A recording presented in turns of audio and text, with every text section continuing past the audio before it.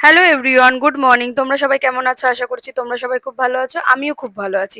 আবার চলে আসলাম তোমাদের কাছে একটা মিনি ব্লগ নিয়ে। তো আজ উঠতে অনেকটা লেট হয়েছিল, 11:30 মতন বেজেছিল। খুব লেজি লাগছিল আজকে উঠতে। তারপরে ব্রাশ করতে চলে গেছিলাম। ব্রাশ করে ফ্রেশ হয়ে এসে ডেলিকার যা আমার রুটিন থাকে, থাইরয়েডের মেডিসিন নেওয়া, মেডিসিন নিয়ে নিলাম। তারপর এক গ্লাস জল খেয়ে নিলাম। তারপরে আজকে মা এনেছিল রান্নার জন্য চিংড়ি মাছ আর কচুপাতা। কচুপাতা চিংড়ি করব। তারপরে যেহেতু গ্যাসের সামনে যেতে হবে, পুরো মুখে ট্যান পড়ে যাবে, আর যা গরম পড়েছে। তারপরে আমি মুখে একটু স্কিন কেয়ার করে নিলাম, একটু সানস্ক্রিন লাগিয়ে নিলাম, ভালো করে অ্যাপ্লাই করে নিলাম মুখে। সানস্ক্রিনটা খুবই ভালো, খুবই, মানে ট্যান একদমই মুখে পড়ে না আমি যে সানস্ক্রিনটা ইউজ করি।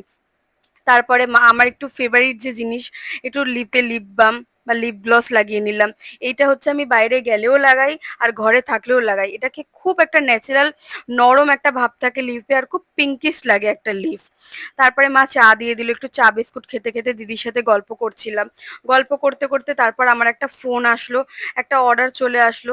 দেখো, অর্ডারটা এসেছিল সিলিকন আইস ফেসিয়াল বোল।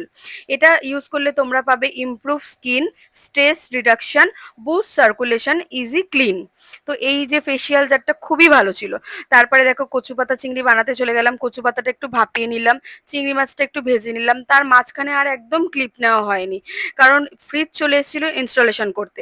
দেখো, তারপর লাস্ট সিনটা দেখো তোমরা, কি সুন্দর হয়েছে কচু পাতা চিংড়িটা, খুব টেস্টি হয়েছিল।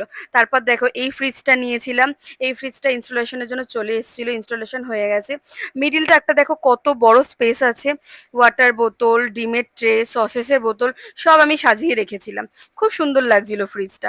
ওপরের তাকটা পুরো ফিশের জন্য, বরফের জন্য। তারপর দেখো যে আইস বোলটা আসলো, সেটাতেও আমি জল ভরে রেখে দিয়েছিলাম। আর একদম নিচের তাকটা যেটা ছিল, সেটা ছিল ভেজিটেবলের জন্য। নিচের তাকটা পুরো ছিল ভেজিটেবল। ফ্রিজটা অনেকটাই বড়। আর আজকের ব্লগটা যদি তোমাদের ভালো লেগে থাকে, তো একটা লাইক করে দিও, ফলো করে দিও আর সাবস্ক্রাইব করে দিও। Thank you guys.